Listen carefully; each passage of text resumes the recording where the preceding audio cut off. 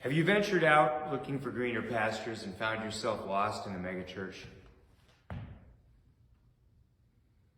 Let me tell you a story about somebody once that was involved with a megachurch. Once upon a time, there was a man who lived in a small rural town. He attended his local church for years, and while it wasn't the biggest, nor was it the most extravagant church, he loved the sense of community and the personal relationships that he had with the pastor and the other members. One day he heard about a megachurch in the city, a place with state-of-the-art facilities, a rock band, a dynamic pastor with good messages, and a massive following, and the man was intrigued. And he decided to visit the megachurch for a service. As he entered the massive building, he was overwhelmed by the sheer size and the grandeur of the place. The music was loud and electrifying, and the lighting and the special effects were like nothing he'd ever seen in his life. The pastor's sermon was electrifying and entertaining. The man found himself caught up in the excitement of all the things going on in the crowd around him.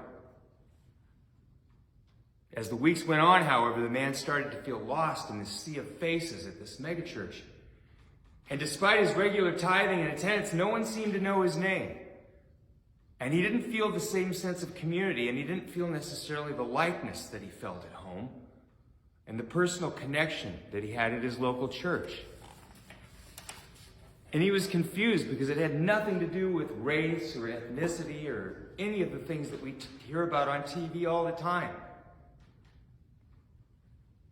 Still, he thought it must be him, because this is a dynamic church and the people are getting such a great message here every week. Well, years went by, and the man continued to attend this church, this extremely large church. And people came and they went, but they never seemed to be the same. Eventually, he felt more like a number than a person. And then when he passed away, his family, who lived far away, knew nothing about the church. And they had to organize the family through the church.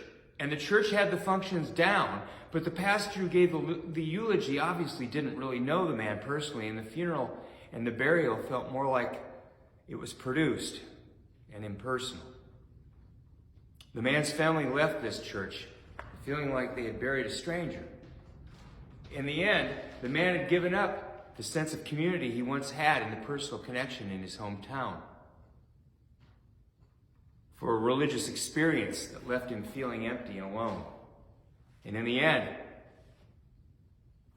he found that it wasn't the size of the church or the flashiness of the service that matters, but the personal relationships that we build within our faith communities. It is in the small local churches where we can truly be known and loved, and where we can form lasting connections with others who share our beliefs, and a few who don't. So let us not be tempted by the glitz and the glamour and the action of all the mega churches, meaning no harm to them. But let us cherish the bonds that we form in the communities where we live and worship. Amen. I'm Pastor Lauren.